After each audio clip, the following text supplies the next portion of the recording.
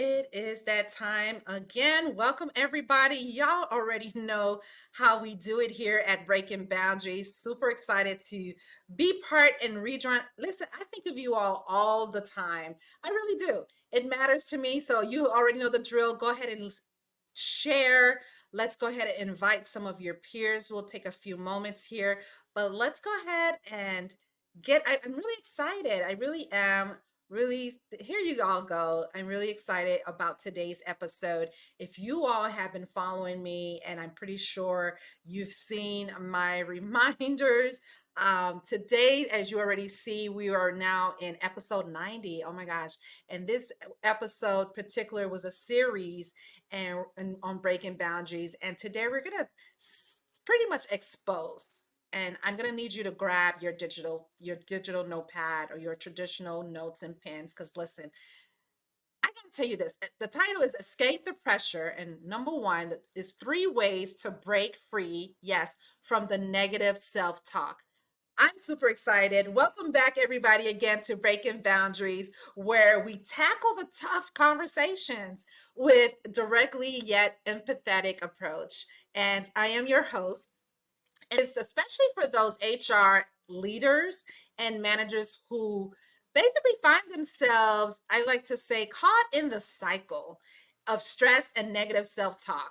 Yes, we'll uncover, yes, and it's going to be so good. It's going to blow your mind as well on how to uncover the 3 powerful secrets to turn that inner dialogue into a positive, yes, positive force that propels you forward. Who's ready? Let's go ahead. Now, why did I even pick the word pressure?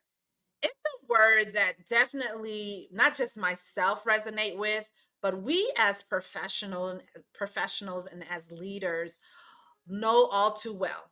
Let me know in the comments. Go ahead and put pressure, hashtag pressure, that you definitely can relate. Whether it's the weight of the leadership responsibilities, yes, or basically the expectations we place on ourselves, period. And sometimes we find ourselves basically creating this stress cycle, often manifests in harmful self talk. Well, I'm going to be honest with you. I'm going to definitely unlock. And this is something that is so internally critical because it can sabotage our success, our leadership roles. It can turn straight up into burnout. How many of you all can definitely, who are familiar with burnout? Today, we're going to go into revealing 3 ways again to basically escape the cycle and reclaim a positive empowerment mindset. How many of you are ready? What do you prefer? Let me know if you are ready, because I want to be able to kind of start off with a story. Let's talk about Jason. Jason is a HR director, and who was known, by the way, for his dedication, but also for being his worst critic. How many of you all can sometimes find yourself falling into that pigeonhole of being your own worst critic? Oh, I'm not going to be good enough. Oh, I'm going to need to go back and get my PhD, or perhaps I need to get some more additional certifications. The constant self imposed pressure led him down a path of negativity. Yes. And so, where every small mistake became a personal failure in his eyes. What do you all know about your failures? Are they becoming so much, huge, and it becomes a magnet to scaling or thriving into the next level, or elevating you to your next higher end position? It wasn't until Jason started consciously reframing his inner dialogue that he then noticed. Oh, this is so good. It really reminds me. He then noticed a significant shift, not just in his stress levels, but in his overall performance and happiness. How many of you all, because happiness is something that I do believe that you receive.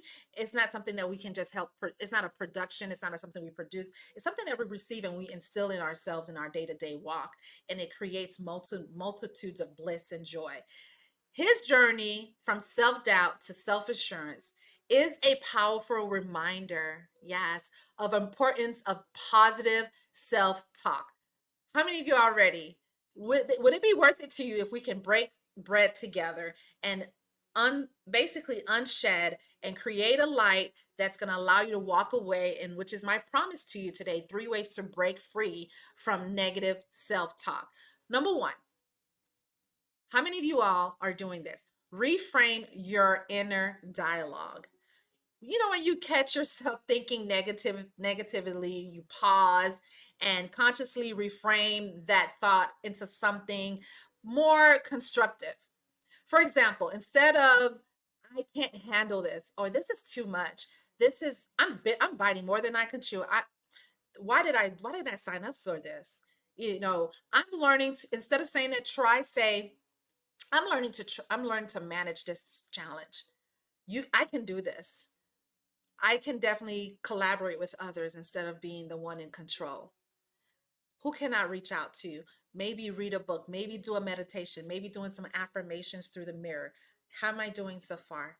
Is this something that you're wanting? I wish I could definitely unveil this the way it's presenting to me when I was doing my note taking and really strategizing behind the scene as we're live and streamlining on multiple platforms. Number two, practice self compassion.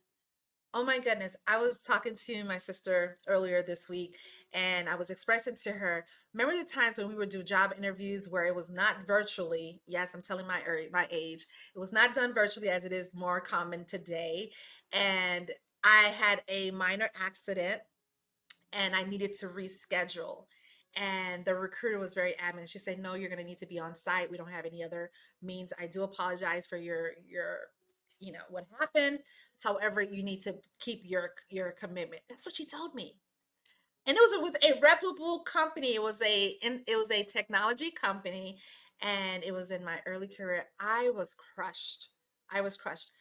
However, I wanted to treat myself with some compassion.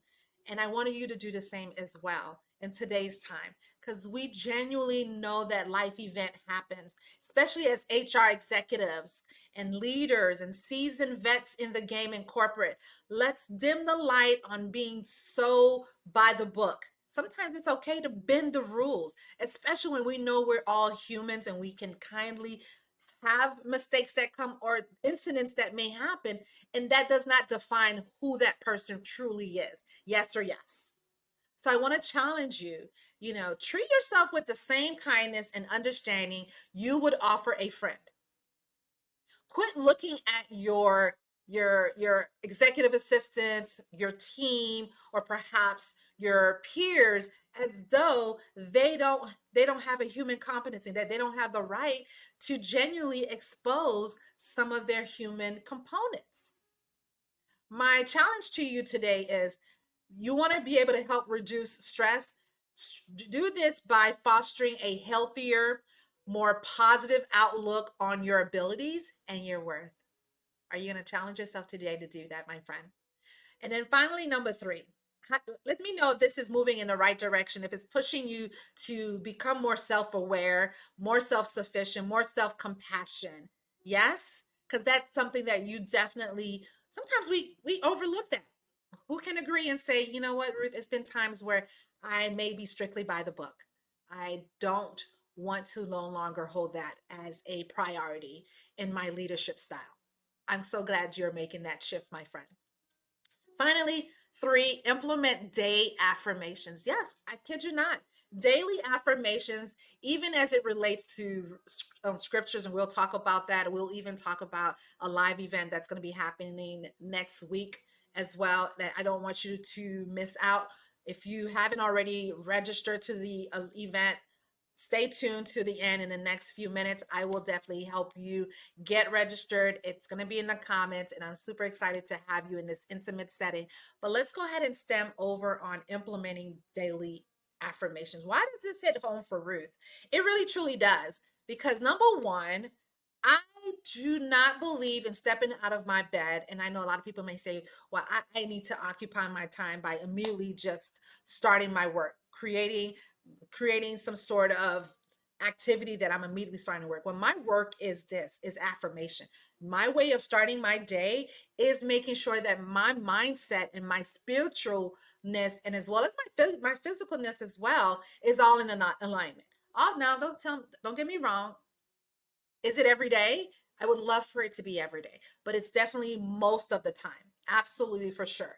And what I'm getting at is you want to start each day with positive affirmations that not just reinforce strengths, but also your potential and your tenacity, and to become more assertive, to be more communication effectiveness, and also emotional intelligence. Because if you give yourself grace to really step into the limelight on who do I need to become today? What would life look like if I tilt over and leaned more to that greater and better version of myself? These small, constant messages, surely goodness and mercy shall follow me all the days of my life.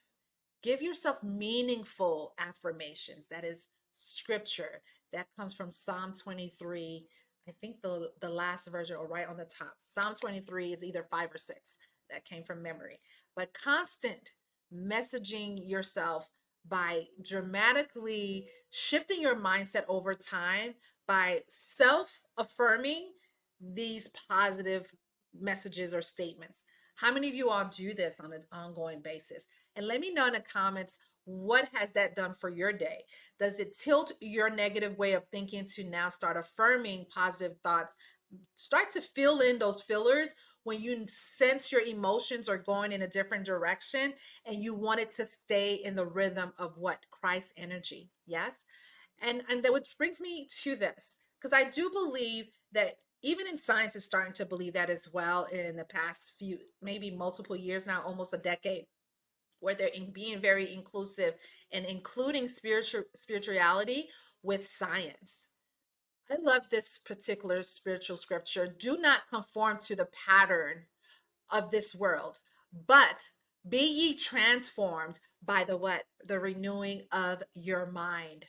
Reflect on how you can renew your mind by through positive self-talk. Self conversation with self. Do audio recording, or audio note taking, and deposit positive way of reaffirming your thoughts, from shifting from negativity to positive way of thinking. And another word, another scripture that hits home to me, it's like my heartstrings. Whatever is true, whatever is noble, whatever is right, yes, think about such things. I love that. Whatever is noble, whatever is right, think about such things. Philippians 4, verses 8. Use this scripture. I want you to definitely use it to as a guide, as a basically as a lighthouse when it comes to your daily affirmations and mindset shifts. Who is ready? Who's going to go ahead and take the shift and do this and take action right away, immediately? I want to ask you these two questions. The first question I want to ask you is, how was negative self talk effective or affected your leadership decisions in the past? What have you done to overcome them? Share them with me in the comments, because I would love to meet you in the retreats. That's what I like to call the comments. It's the retreat area. And the second question I want to leave you with is, what steps are you currently taking, yes, to transform your inner dialogue? Please share them with me. Share them with our community so that others can also use that as weight to remove the negativity, to start champion and elevating to self-talk in more in a positive and more holistic way.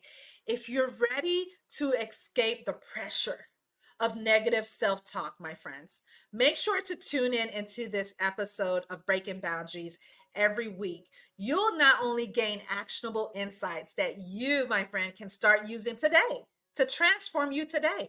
I know that you're not walking away the same way you came in on this podcast. Yes or yes. So add this episode to your calendar, and let's work together to not just elevate your leadership mindset, but also to promote your growth when it comes to who you are, who you want to help or continue to help, And what is it about you that defines your story? What is your purpose and your true calling? Yes. I want to be able to say this and say this with but the deepest part of my heart. Thank you for being part of this critical conversation here on Breaking Boundaries. I want you to remember your inner dialogue has the power to shape your reality. Choose positivity, choose growth, and let's keep breaking boundaries together. I want to invite you to boost your brand online using from LinkedIn. It's a live virtual event. It's a very intimate setting. Oh my gosh, it's going to blow your mind if you are an HR, if you're HR executives, directors, seasoned professionals, it's going to then this is for you. It's going to work for you. If you find that you're maybe a little bit on a stagnant area of your brand and like, Ruth, how do I position myself as a top authority? What ways can I elevate my visibility? What ways can I able to enable myself to network and build genuine relationships so that I can be able to be that thought leader, be more of that organizational component and contributor to my business or to my company at large? Well, say no more. Next Thursday, go ahead and click the link in the comments. Register right now because it's going to be very genuinely intimate and I don't want you to miss it. I truly want you to be here so you can walk away with the 5 pillars that's going to help you, the 5 different pillars and strategies that's going to help you catapult and elevate and boosting your brand online and from LinkedIn. All right, my friends, again, choose positivity, choose growth, and let's keep breaking boundaries. Cheers. Until next time.